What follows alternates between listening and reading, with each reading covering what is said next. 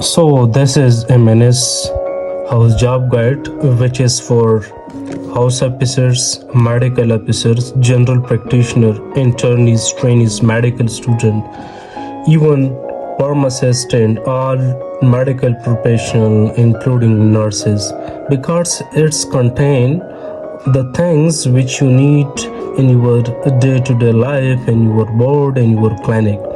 For example, if you look into the table of content of this book, it is reviewed by various consultants. Like, it can give you the idea of how to take a history examination, and there are some common bedside procedure like how to pass IV line, how to pass NG tube, how to perform ascetic tape, lumbar puncture, and pleural tape. Then there is a proper ward on pediatric nursery and pediatric ward protocol. In pediatric ward protocol, the common disease which you face in your OPD or in your ward, the fluid management and the various medication including their doses and their brand name. The other is the everyday medication, which include how to give it, doses, and including the brand name like multivitamin, CNS medication.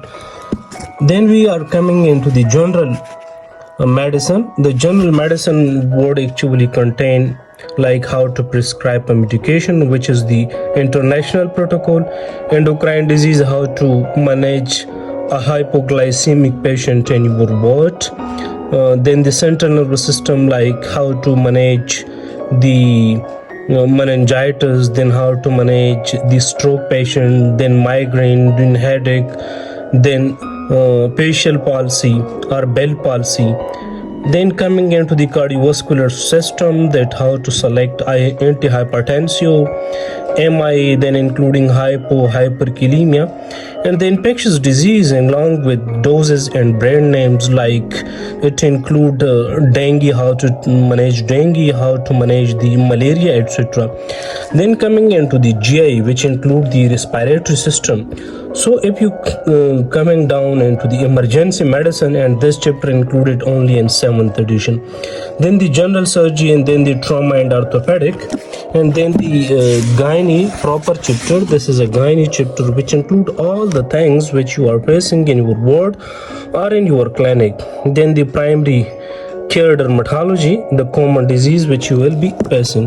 This is a very interesting, because in initial days of your medical journey you are facing such words on your prescription or in your ward treatment chart, so you need to understand all these. Then if you open into the bedside procedure, then coming the common disease, like how to treat a diabetic patient, how to treat various drug, like it include doses, brand name, etc. So this is for example, this is another interesting, that how to treat obesity protocol. This is a treatment protocol for obesity. This is meningitis. This is the various medication with a brand name, doses like potassium citrate, like tamsulosin, like mirabegron. So you need to have erectile dysfunction in a detail. Then coming into the emergency medicine, how to treat unknown insect bite, cat bite in a very detail.